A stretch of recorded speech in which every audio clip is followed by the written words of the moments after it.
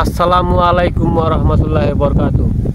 আমি মোহাম্মদ ফয়জুল হক বিগত ৮ বছর যাবৎ সংসার জীবনে পাবনাতলা ৬ নং ওয়ার্ড খলিল শেখের মেয়ে শুকুরনকে বিবাহ করেছিলাম।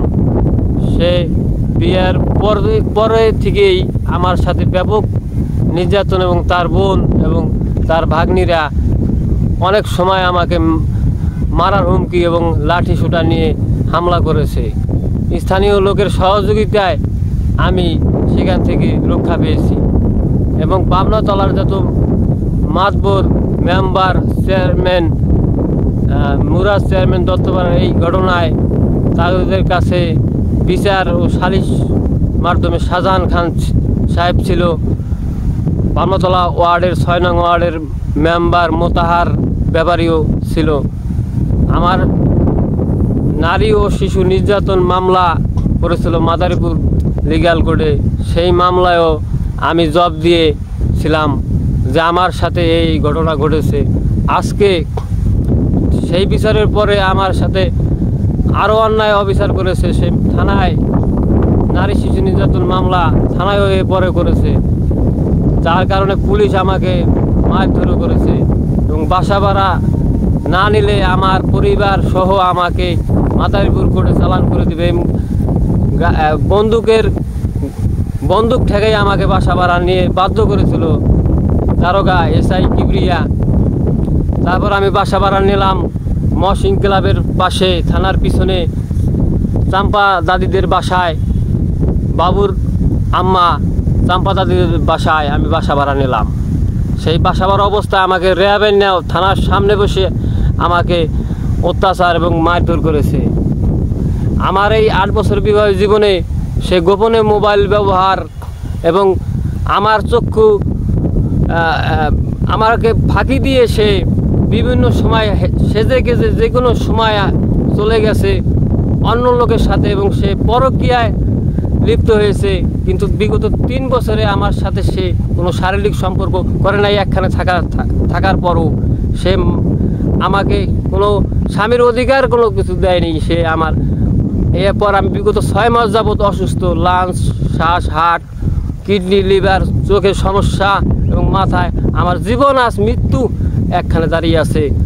আমার মরা ছাড়া কোনো উপায় নেই। আমি কোনো হানে ন্যায় বিচার পাই নেই।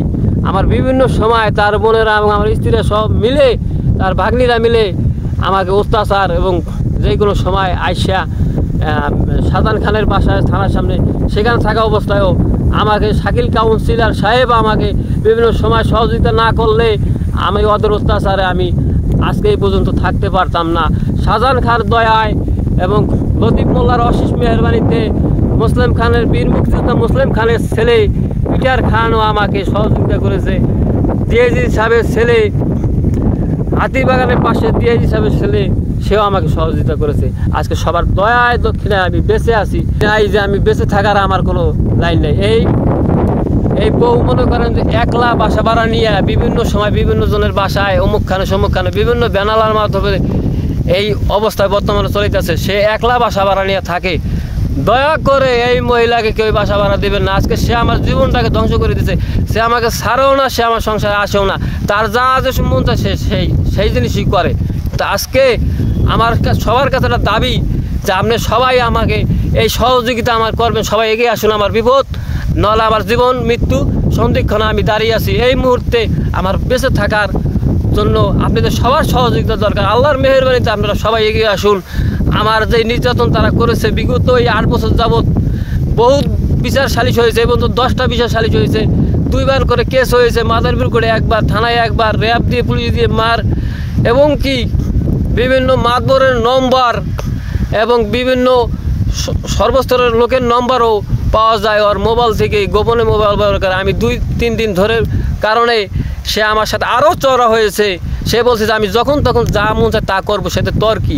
তুই তো গাড়ি করে ভাষা এবং চকুড়ে এলামু, তারপর কাঁচা ধরা এলাম থাবুর দিয়া বাসা বাড়ি থাকে। এই দেশে কোনো বিচার নাই, এই দেশে বিচার নাই। আমি এই দেশ থাকবো, আমার তো মানুষের প্রতি আগ্রহ যাইতেছে গা। কারণ মানুষ কীভাবে এই লোক মহিলাকে জায়গা দেয়? স্বামীর সংসার থাকে না, থাকার উপর স্বামীর সাথে ঘুমায় না, থাকে না, চলে না, একলা বাসা থাকে। বিভিন্ন অফিসারের বাসায় কাজ করে, পুলিশের রাত নাই দিন নাই, বিভিন্ন অফিসারের বাসায় কাজ করে। এই সমস্ত সমাজ ব্যবস্থা এত খারাপ কেন? মানুষের বিপদে মানুষ কেন এগিয়ে আসে না? আজকে আমার জীবনের লাইফটাই শেষ হয়ে গেল গা, আমার জীবনটা বরবাদ তছনছ করে দিয়েছে। একমাত্র আল্লাহ ছাড়া আমার বাঁচার কোনো, একমাত্র আল্লাহ তাআলাই আমাকে এই পর্যন্ত বাঁচিয়ে রেখেছে। আপনাদের সবার কাছে আমি একটাই অনুরোধ, সবাই আমার বিপদে আপনারা এগিয়ে আসুন। আপনাদের আল্লাহর অশেষ মেহরবানি, আপনাদের জন্য সবার কাছে আল্লাহর কাছে ফরিয়াদ করতেছে, আল্লাহ জানি সবাইকে জানি আল্লাহ ভালো রাখে এবং আমার বিপদে সবাই এগিয়ে আসে। আপনারা আমার সাথে যোগাযোগ করবেন, আপনাদের সবার কাছে দাবি, আপনাদের সবার সাহায্য সহযোগিতা আমি চাই। এবং আপনাদের কাছে আমি আমার মোবাইল নম্বর দিচ্ছি 017771075990।